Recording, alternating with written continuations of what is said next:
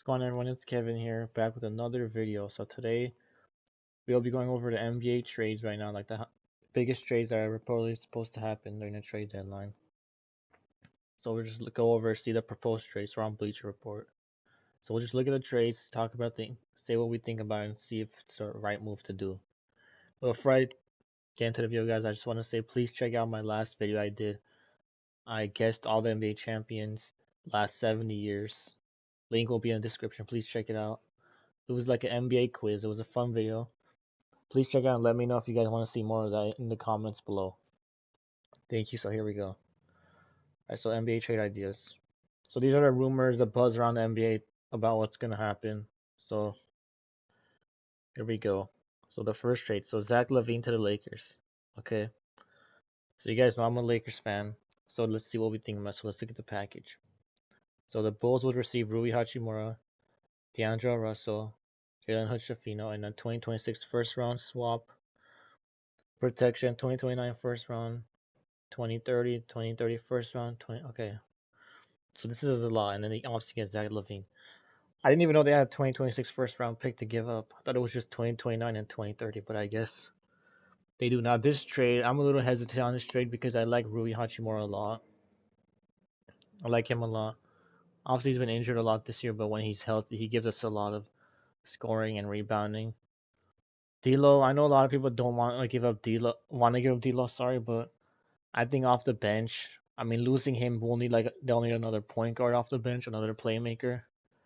We'll lose a little bit of that scoring. But I mean, getting Zach LaVine, I also don't know about this trade because Zach LaVine, like, he's been injury prone his career too. I mean, he's always injured. I mean, he's not playing right now for the Bulls. I don't know if he's not playing because he's not healthy or because he's gonna get traded. I really don't know. I think it's because he's not healthy, but yeah, he's always been injured in his career. That's also another reason why I don't think the Lakers should get him. Because obviously, if you're playing with a 39-year-old LeBron and AD, you can't be injured. You have to be there to help them out. Now, I don't know if they get him, what will happen. Well, what their lineup will be like, but their lineup will probably be like Austin Reeves, Zach LaVine, obviously. Small forward will probably be Taurean Prince, and then or it could be LeBron, and then it'll be Vanderbilt and AD. Now that's a pretty nice lineup, but off the bench they lose D'Lo and Hachimura, two of their best players off the bench, losing D'Lo and Hachimura. So they'll probably have to sign someone off the market, free agent, or maybe make another trade to get someone else. But I guess this trade, I guess I could see it happening. I think this is the most realistic move for Zach LaVine. It wouldn't surprise me if he goes somewhere else, but I think this is the most realistic move. All right, so let's go next. So Siakam to the Pacers. Okay.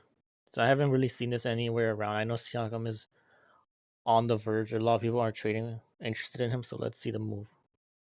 So the Pacers would trade away Buddy Hield, Jalen Smith, Jarris Walker, 2024 first round pick, and a 2026 first round pick. Okay.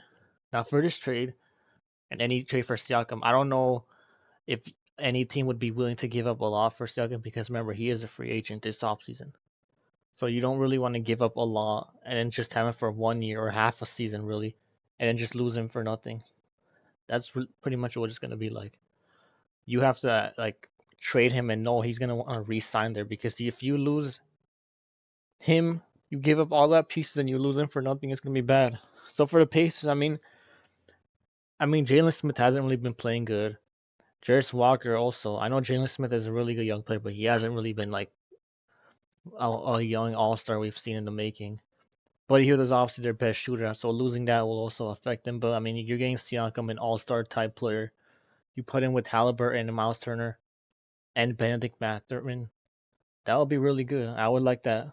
But I mean, you have to know for sure he's gonna resign because you don't want to trade all these pieces and just lose him. So I guess this is interesting, but I really haven't seen this trade any. I saw other trades for Siakam. Okay, so number 3, DeJounte Murray, DeAndre Hunter to the Warriors. Okay. I've seen this trade around. I didn't know they would get Hunter too. Let's look at it. So the Hawks they would get Moses Moody, Chris Paul, Corey Joseph, a 2026 first round pick, 2026 second round pick, and a 2028 second round pick. And the Warriors would get DeAndre Hunter, DeJounte Murray. Now for this trade, I don't really like the value because it's not an equal trade. I mean, the Warriors are only trading Moses Moody. They're trading Chris Paul, a 39-year-old. He's injured right now with a broken arm, as you know. He got surgery on his arm. Corey Joseph is a solid backup point guard, but he's not really that good. Moses Moody's probably the only good player, but he's a young. I haven't seen flashes of. You've seen flashes of him looking like he could be a really really good player, but he's not there yet. So you're trading away like this, and you get DeAndre Hunter and DeJounte Murray. You get both those players. We've seen DeAndre Hunter as like a really really good player, averages like 15 and 10. I mean, DeJounte Murray is an all-star. He's an elite defender and he could score. So Warriors giving up a little bit to get this. I don't know. I mean, that's something that you look at the Lakers. We saw what the Hawks were asking for the Lakers just for Murray. They wanted Reeves and Hachimura just for Murray. Not even giving Hunter. I mean, look at the Warriors. That just shows a lot of teams don't want to deal with the Lakers because they don't want to make them better. But the Warriors, I also don't know if getting Murray will put the Warriors on top or would help them because they need size and rebounding and defenders. I know Murray's a defender, but he's not really that big. They need someone like a Siakam or Laurie Marketing. I don't know if they'll be able to get that, but if they get Murray, their lineup will probably be like Steph Curry at the one, Murray at the two. I don't know if Clay will want to play small forward. You will have Clay at the three, Draymond at the four when he comes back, and Looney at the five. Now that's a pretty solid lineup, but that's a small lineup. Small lineup. Your tallest guy's Kevon Looney, and you have Draymond at the four. So that's a small. I don't know if that helps them. Small ball isn't going to work that much in the NBA anymore because you're going to go against teams with size like the Lakers, the Clippers, obviously, the Nuggets. So I don't know if that helps you. But I wouldn't be surprised if this happens. So we'll see.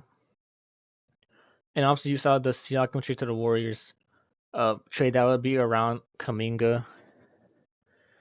Because, Kaminga doesn't really he's lost faith in his role with the Warriors because he's not getting enough minutes. Steve Kerr, that's been kind of a issue. So maybe Kaminga will be in that package instead of someone else for someone else. So for Siakam or Murray, I don't know. But yeah. All right. This one, Mark Smart to Houston. So I don't really think this is a big one.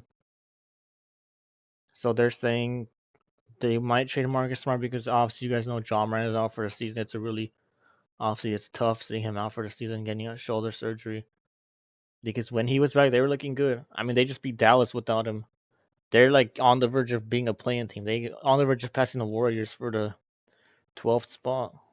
So it sucks seeing him get injured, but this trade, I just see this trade happen because Mark Smart doesn't want to be on a losing team for the whole year. Probably wants to go to a contender, but I don't know if Houston is a contender. Yes, they're a really good young team. They got Alperen Sengun, Jalen Green, Kevin Porter Jr. They got a lot of pieces, but I don't know if going to Houston would be an ideal situation. They're not, a contender. They're a playing team. So Marcus Smart, maybe he should go to a team like, I don't know, the Suns, because the Suns have been struggling, and getting him would help because they need defenders. Maybe the Suns or Dallas, I guess. But they would give up Jock Lindo, Jason Tate. Not much really. You would get him, and you would get the best player in the trade. You wouldn't really give up much, even though Jason Tate is a really good player. But yeah, I guess that's why they want to trade him. So don't be surprised if Marcus Smart gets traded again. Maybe not to Houston, but to a different team. All right, last trade. Jeremy Grant to the Mavericks. Now, as you guys know, Grant has been on the trade market, the trade rumors for years now. Obviously, when he was with the Pistons, they traded him because they were rebuilding, and now the Blazers are rebuilding. So obviously, even though he's a young player, they kind of want to trade him to just move on and start young. So to the Mavs, that's interesting. So the Mavs would give up Rashawn Holmes, Maxi Kleber, Oliver Maxence, Prosper, 2026 first round pick, 2026. Is that it? Okay, 2028 first round pick. Okay. I like this trade. I really do. Dallas isn't really giving up much. I know Rashawn Holmes is a really good backup center. I don't know if he's starting. I don't remember. I don't watch Dallas basketball a lot. I know Maxi Kleber is a really good shooter. But Jeremy Grant's better. He could shoot the ball too, by the way. He's a really good shooter, and he could defend, and he could rebound. I think this would be a good move, getting him around Luka and Kyrie. He would get open shots, and they need defense. That's pretty much why they're not. They've been struggling the last few games. They need defense, and they need rebounding because they're kind of like a small team. They don't really have a big team. I don't even know who's their center. I forgot, but I like this trade.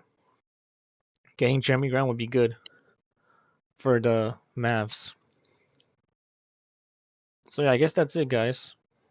So there's some more here, but we don't have to really look at these. So just let me know who you think will be traded, what team do you think they will end up, and what team do you think needs to make a move during the what's the team that needs to make a move, the biggest team to make a move. Just let me know in the comments. And please check out my video on my last video. I'll have the link in the description and for that video. So please, thank you and have a good day, and please subscribe. Thank you.